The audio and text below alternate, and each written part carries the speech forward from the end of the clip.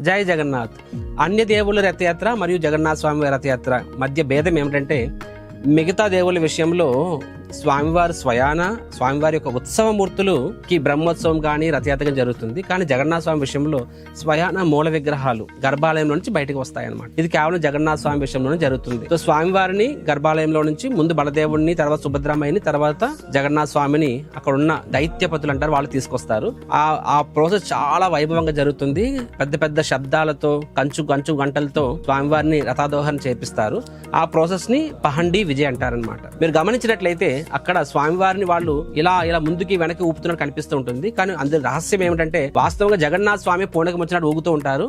ఆ పండాలు అనే వాళ్ళు స్వామివారిని అదుపులోకి తేవడానికి ప్రయత్నిస్తూ ఉంటారు. మరియు ఆ పద్ధతి స్వామివారిని దూషిస్తూ కూడా ఉంటారన్నమాట. ఈ ప్రాసెస్ ని పహండి విజయ్ అంటారు. ఎందుకు స్వామివారి గుండీచా మందిరం వెళ్ళడానికి అంత ఆతృతగా ఉంటారనేది మనం రేపు చూద్దాం. జై జగన్నాథ్.